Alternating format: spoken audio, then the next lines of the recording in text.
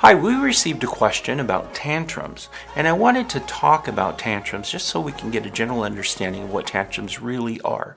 Tantrums actually are a negotiating tool that kids use. Now, children who throw tantrums actually lack the ability to cognitively explain what is happening and their discomfort or their displeasure. They're unable to articulate those things in language. And so the result of that is tantrums. Now, the tricky part is that tantrums, if they work for the child, are things that children will fall back on and continue to do. So if they throw a tantrum and you respond to that in a way that resolves their concerns and their issues all the time, then what happens is the child learns this is a way to get what I want. And if I can get what I want, I'm going to continue to do this because it works. Okay?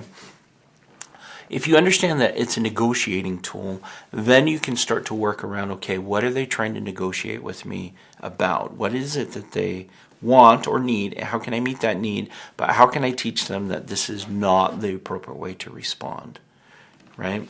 So that's one of the tricky things about learning how to negotiate the tantrum and understanding that tantrums are a way of them communicating and then eventually helping them use words, for example. For some kids who struggle with words, drawings about what they're feeling and how they're feeling. Now, for the tantrum itself, it is divided into two categories. The first category is it's a response to stress, and the other one is it's a response to anger. So when a child is throwing a tantrum that is based out of anger, you'll notice that it will dissipate over time. That's the biggest clue that they're angry, is that it actually starts to calm down over time. And you can usually outlast those things. If it's a stimulus because of stress, it actually is a tantrum that will extend over time and it may intensify.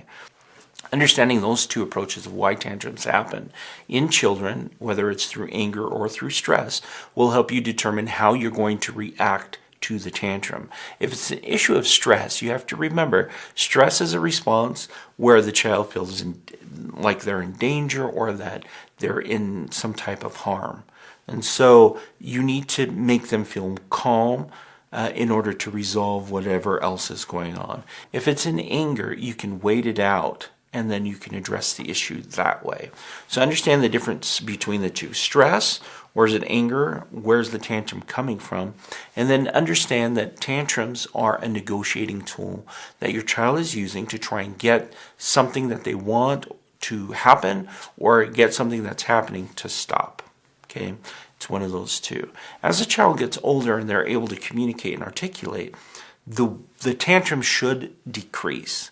Now, if they do not decrease, then your child is actually locked into this belief that I get what I want by throwing a tantrum.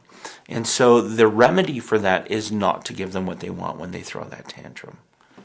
That's a tricky thing for parents because they've also been conditioned to give in to the tantrum.